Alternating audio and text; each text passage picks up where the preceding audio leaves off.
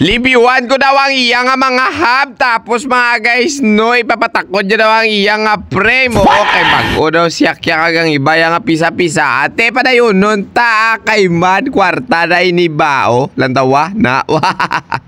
Hello, magandang morning sa inyo mga guys. No, ba ngayong adlaw? Ari na naman, may problema na naman siya. Ba, oo, tiyaba niya sa ako. Ako daw ni makakasulbar. Abo ka nami.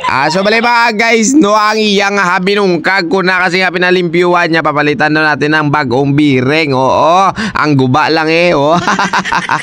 Tapos mga guys, no, ang iya daw nga frame papatakod niya. Oh, ito na yung mga pisa-pisa niya. Pakita ko muna sa inyo mga guys. Antes na ito na matamaton ba. So ayan na nga ni mga guys, dahil nga malinis na yung mga biring-biring ni Idol tsaka yung hub, no, siyempre babalik na natin yan. Pero lagyan muna natin na papalanlog, no, bago natin isulod. Bawa, ito kinasulod na. At namin nasa abaw.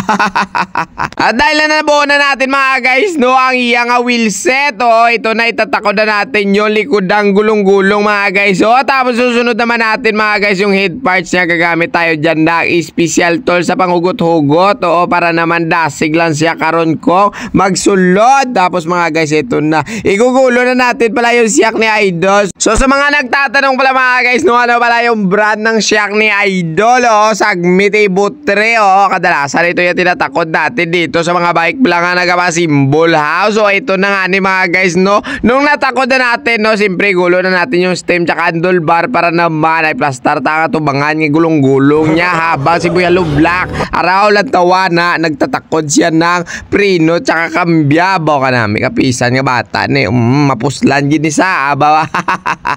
Animal. Gago! At para maplastar na nato ng iya nga kambya, ito na itakod na natin mga guys yung rear driller pala ni Idol na alibyo. Oo, 9-speed yan. Baka magtatanong kayo kapag alibyo gani 9-speed ka kadalasan na itatakod ha. Oh.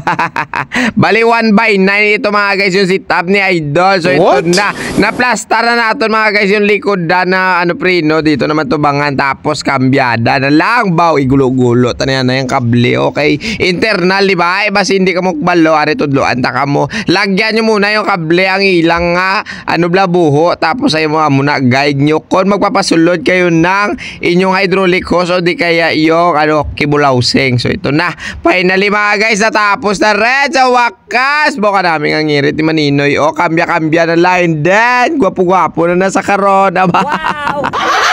So maraming salamat mga guys, no, sa lahat ng nanonood sa atin na followers ko. Sa mga new followers, madaboging nga salamat. Sa susunod naman na video ulit, sana'y na-enjoy kayo ngayon at ako na-enjoy na rin. And then buta na akong bulsa. Madamang salamat. Bye-bye!